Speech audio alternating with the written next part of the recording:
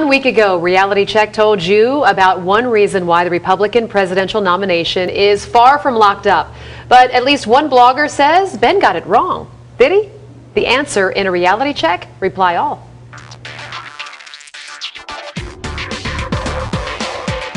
The issue at hand, our reality check on Rule 38 of the Republican National Convention rules. As I told you last week, way down at the end of the RNC rules is rule number 38. That rule consists of only one sentence. No delegate or alternate delegate shall be bound by any attempt of any state or congressional district to impose the unit rule.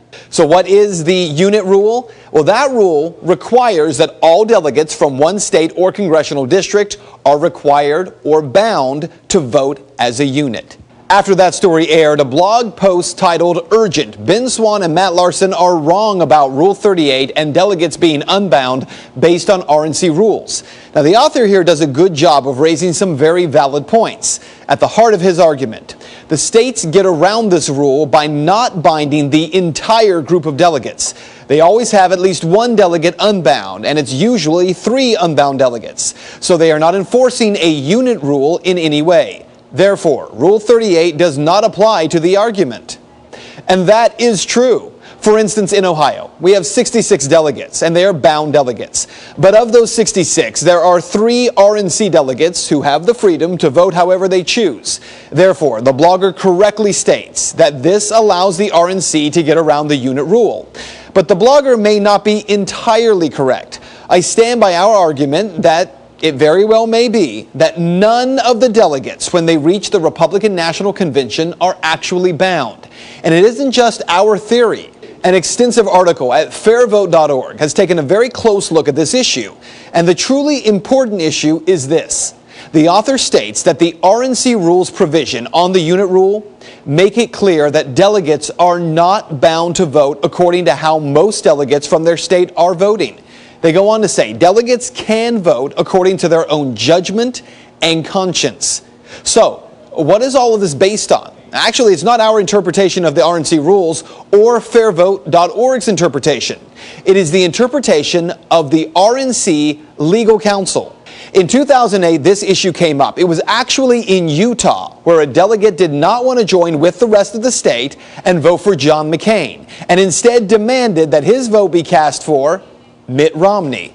McCain won Utah with 62% of the vote in 2008. But here's the most important part.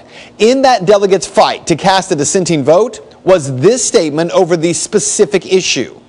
Jennifer Sheehan, legal counsel for the RNC, plainly stated in a letter to Nancy Lord, Utah National Committee woman, several weeks before the convention, the RNC does not recognize a state's binding of national delegates, but considers each delegate a free agent who can vote for whoever they choose.